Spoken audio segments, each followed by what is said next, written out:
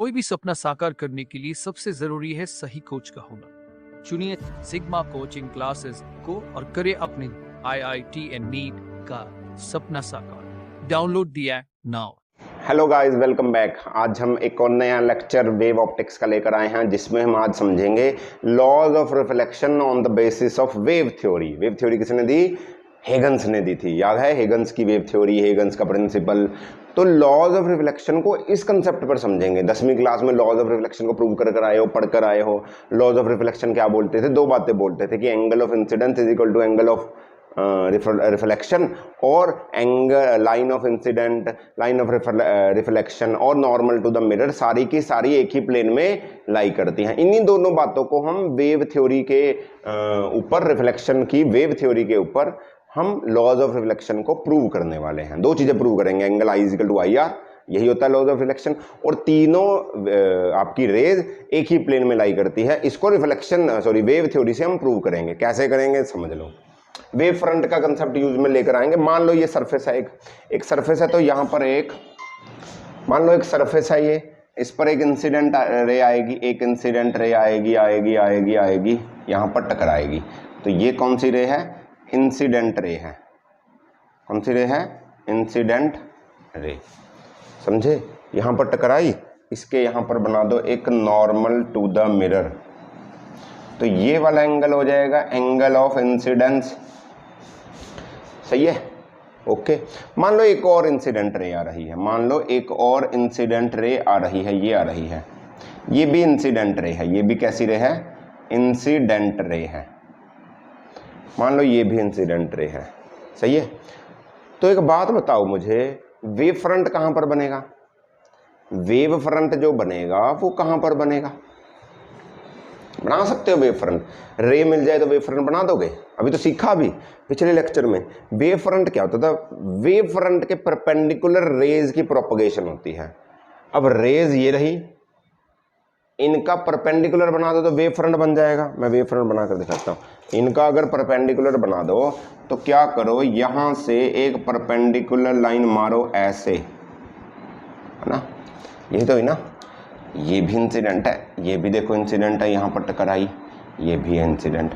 तो ये परपेंडिकुलर हुआ, ये वाला एंगल, ये 90 डिग्री हुआ, ये भी 90 हुआ, तो ये वेव फ्रंट बना। ये क्या बना? वेव फ्रंट बना। रेज के परपेंडिकुलर, रेज के परपेंडिकुलर ही तो वेव फ्रंट होता था। इंसिडेंट, ये कौन सा वेव फ्रंट बना? ये इंसिडेंट वेव फ्रंट है। इंसिडेंट क्यों? क्योंकि इंसिडेंट रेज का वेव फ्रंट है। समझ में आ रही है? चलो, अब एक बात मान लो कि जब टाइम 0 था तो दोनों रेज यहां तक पहुंची, दोनों इक्वल ट्रेवल कर रही होंगी, परपेंडिकुलर लाइन में चलेंगी। अब ये तेजी चली तो वो आगे जानी थी, बट मान लो दोनों पैरेलल चलती हुई एक इक्वल डिस्टेंस। भाई यहाँ पर ये T0 टाइम है। ये कौन सा टाइम है? T0। ये कहाँ की बात हो रही है? कि यहाँ पर T0 टाइम है। अब मान लो टाइम हो गया T टाइम हो गया, तो ये वाली रे कहीं आगे जाएगी। कहाँ जाएगी? मान लो, और एक और बात याद रखो, ये जो वेव्स आ रही पीछे से, इंसिडेंट वेव्स आ रही हैं, इनकी स्पीड है v। Let speed of incident wave is equal to v। तो ये t टाइम में, 0 से t टाइम में, ये वेव यहां से जाती ये यहां पर टकरा गई। t टाइम में यहां पर टकरा गई। ये T0 टाइम है, ये T टाइम है, यहां पर टाइम T हुआ। T टाइम पहले तो बराबर थी, ये तो पहले टकरा गई क्योंकि टेढ़ी आ रही थी, पर ये दूर से आ रही थी तो टाइम लगेगा इसको टकराने में। तो ये T0 से T टाइम पर यहां पर टकरा गई। इसकी स्पीड थी v, तो मुझे बताओ इसने ये डिस्टेंस कितना कवर किया होगा? vt। अगर स्पीड v है, टाइम t है, तो डिस्टेंस क्या होगा? स्पीड इंटू टाइम, यानी कि v इंटू टी। तो ये वाला जो टाइम हुआ, ये जो डिस्टेंस हुआ, ये vt हुआ कि नहीं हुआ? नाम दे दो। अच्छा, इसको डाउट, अगर इसको दे दो A, इसको दे दो B, है ना? यहां से भी इंसिडेंट करेगी। अच्छा, यहां से भी वो इंसिडेंट रे जाएगी। कपड़ा कहाँ चला गया? एक मिनट। यहां से भी इंसिडेंट रे जाएगी कि नहीं जाएगी? बिल्कुल जाएगी ना। एक इंसिडेंट रे को यहां से भी भेज दो, सॉरी रिफ्लेक्टेड रे। ये रिफ्लेक्टेड रे कहाँ गई? यहां से रिफ्लेक्टेड रे गई रिफ्लेक्टेड रे। ये वेव फ्रंट है। ये क्या है बच्चों? वेव फ्रंट है। ये रिफ्लेक्टेड वेव नहीं है, समझो। तो यहां से ये टकराई तो ऐसे ही ये भी जाएगी, ये भी जाएगी, रिफ्लेक्टेड वेव फ्रंट है ये कौन सा है, रिफ्लेक्टेड वेव फ्रंट है। ये अगर ए है, ये बी है, और इसको दे दो सी पॉइंट, इसको दे दो सी पॉइंट। यहां से तुम्हें पता चलेगा जो बीसी की लेंथ है, जो लेंथ ऑफ बीसी है बच्चों, वो वीटी के इक्वल आई। क्यों आई सर? क्योंकि वी स्पीड से वेव चल रही थी, टी टाइम में वीटी डिस्टेंस कवर किया, तो वी बीसी का डिस्टेंस हुआ वीटी सॉरी। अब एक काम करो, बी से सी पर एक आर्क लगाओ, बी से सी पर एक आर्क लगाओ। अब सेम ए से डी पर उतनी ही आर्क लगाओ इस रिफ्लेक्टेड रे के ऊपर। जो रिफ्लेक्टेड रे है, थोड़ी सी आगे लगा लो, उस रे पर भी एक आर्क लगाओ। कितनी? देखो क्या करो, mark an arc equal to BC on reflected ray, जिसको नाम दो AD। यहां पर एक आर्क लगी, इसको नाम दे दो D, इसको नाम दे दो D, D, D, D, सही है ये, इसको नाम दे दो D। समझ रहे हो क्या कर रहा हूं मैं? अब क्या करो, दोनों join common tangent at D and C। D और सी पे एक कॉमन टेंजेंट को ज्वाइन कर दो, ये बनी कॉमन टेंजेंट। डी और सी पे ये आर्क है, ये आर्क है, इसको कर दिया तुमने ज्वाइन, कर दिया ज्वाइन। वेरी गुड ज्वाइन कर दिया। अब एक बात बताओ मुझे, एंगल ऑफ इंसिडेंस क्या होगा? एंगल ऑफ इंसिडेंस सर ये रहा नहीं, वेव फ्रंट के कंसेप्ट में एंगल ऑफ इंसिडेंस समझाओ। एंगल ऑफ इंसिडेंस होता था जो प्लेन जिस पर रिफ्लेक्शन हो रही है और जो वेव फ्रंट है उनके एंगल, उनके बीच का एंगल। देखो ये रहा प्लेन, और कहां पर बन रहा वेव फ्रंट? ये बना वेव फ्रंट, ये बना ना इंसिडेंट वेव फ्रंट, और ये बना है रिफ्लेक्टेड वेव फ्रंट। ये वाला रहा ना इंसिडेंट वेव फ्रंट के साथ ये रिफ्लेक्टेड वेव फ्रंट है, ये वाला, ये रिफ्लेक्टेड वेव फ्रंट जो पैरेलल हमने टेंजेंट मार्कर ज्वाइन किया, ये तो रिफ्लेक्टेड रे थी सॉरी। ये रहा इंसिडेंट वेव फ्रंट, परपेंडिकुलर बनाया था रे के। ये जो वेव फ्रंट प्लेन के साथ एंगल बना रहा है, यानी कि ये वाला एंगल, ये बड़े वाला एंगल, इसको बोलेंगे एंगल ऑफ इंसिडेंस। इसको क्या बोलेंगे? Angle of incidence.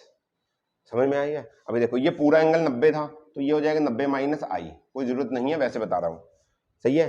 तो ये एंगल ऑफ इंसिडेंस। ऐसे ही ये वाला एंगल हो जाएगा एंगल ऑफ रिफ्लेक्शन। ये रिफ्लेक्टेड वेव फ्रंट, ये प्लेन जिस पर रिफ्लेक्शन हो रही है, उसके बीच का एंगल ऑफ रिफ्लेक्शन। सही है, बन गई बात। यही चीजें समझनी थी। और एक बात और याद रखना, AD मैंने BC जितनी आर्क मारी थी, तो AD का डिस्टेंस भी होगा VT। ये जो AD की आर्क मारी थी इतनी मारी थी, BC खोल के ही तो AD पे आर्क मारी थी, तो AD और BC इक्वल नहीं हो जाए, दोनों का डिस्टेंस कितना होगा? VT सॉरी, कितना होगा? VT। अब क्या करेंगे, अब दो ट्रायंगल बाहर निकाल लेंगे, सिमिलर प्रूव करेंगे और हमारी सारी कहानी हिट हो जाएगी। कैसे? देख लो। दोबारा बताऊं? सर बता दो, सर रहने दो, बच्चे अलग अलग बोल रहे हैं।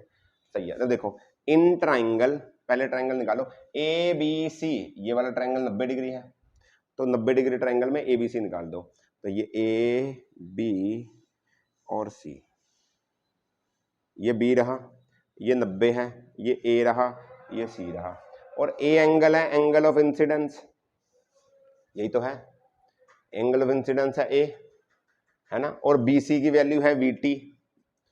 सही है जी, BC की वैल्यू है VT। और एक ट्रायंगल लो ADC में भी टेंजेंट तो हमेशा 90 होती ना यहाँ वाली, तो ADC में बनाओ ADC, तो ये बना A, ये बना D, ये बना C, और ये भी 90 है, और एंगल C है जो वो एंगल ऑफ रिफ्लेक्शन है। समझ रहे हो? और AD भी VT था, AD भी VT अभी मैंने प्रूव किया था, तो AD भी है VT। देख लो ये थोड़ा उल्टा जा रहा है। देखो इन दोनों ट्रायंगल में, इन ट्रायंगल ABC मैंने बाहर निकाल लिया, and triangle ADC and ABC and CDA, ऐसा कर दो। देखो angle D is equal to angle D, angle D is equal to angle D, equal है। सही है, angle D is equal to angle D equal है, very good. A C is equal to A C, दोनों में आ रहा है, A C common है, A सी क्या है, कॉमन है, सही है। और ए बी और सॉरी बी सी और ए डी इक्वल है, बी सी और ए डी इक्वल है, दोनों वी टी के इक्वल है, देखो बी सी और ए डी इक्वल है, तो by S A S, by S A S, by S A S ये दोनों कॉन्ग्रुएंट कर दो, प्रूव कॉन्ग्रुएंट कर दो, कॉन्ग्रुएंट प्रूव कर दिए तो सीपीसीटी से angle i is equal to angle r कर दो बाय सीपीसीटी, कॉन्ग्रुएंसी में तो सीपीसीटी लग जाती है, angle i is equal to angle r, पहली चीज प्रूव हो गई, लॉज ऑफ रिफ्लेक्शन की, angle i is equal to angle r. कोई दिक्कत है? कोई दिक्कत नहीं है सर कोई दिक्कत है ही नहीं, वेरी गुड। तो angle is i equal to angle r. अब एक बात देखो, इंसिडेंट वेव फ्रंट को देखो, दूसरी बात जो प्रूव करनी है कि एक मिनट, इंसिडेंट वेव फ्रंट देखो, इंसिडेंट वेव फ्रंट कौन है, ए बी है, incident wave front A B ये रहा। दूसरी बात देखो, नॉर्मल देखो, नॉर्मल नॉर्मल नॉर्मल को चलो गोली मारो। तीसरी चीज देखो तुम, रिफ्लेक्टिंग सरफेस, रिफ्लेक्टिंग सरफेस कौन है, रिफ्लेक्टिंग सरफेस है A C, reflect A B incident wave front, reflecting surface A C, और reflecting wave front C D, ये क्या रिफ्लेक्टिंग वेव फ्रंट, ये तीनों एक ही प्लेन में नहीं है। देखो ये ऐसे रहा, ये टेबल है, ये वेव रहा, वेव फ्रंट इस पे बना, ऐसे ऐसे बना वेव फ्रंट, और दूसरा वाला वेव फ्रंट ये बना, ये सारे इसी प्लेन में तो आ गए, इसी के ऊपर ऊपर तो हैं, ऐसे थोड़ी है कोई बाहर आ रहा है, इसी वेव फ्रंट में तो हैं सारे, ये सारे इसी प्लेन ऑफ पेपर में तो हैं, देखो बाहर थोड़ी है। तो तीनों का प्लेन क्या हुआ, एक, यही तो बोलता था लॉज ऑफ रिफ्लेक्शन। अरे यार ये रहा प्लेन सरफेस, यहां से लाइट आई ऐसे, सही है, और टकरा कर ऐसे चली, ऐसे आई, तो ये बना आपका, ये बना आपका वेव फ्रंट इंसिडेंट, और ये बना आपका रिफ्लेक्टेड वेव फ्रंट। अभी देखो तीनों एक ही प्लेन में तो है, ये तीनों का प्लेन एक ही तो है, ये तीनों, ये भी इस प्लेन में, ये भी इस प्लेन में, तीनों एक ही प्लेन में तो आए, तो ये प्रूव हो गया, लॉज ऑफ रिफ्लेक्शन क्या हो गया, लॉज ऑफ रिफ्लेक्शन की दोनों बातें प्रूव हो गई, प्रूव हो गई।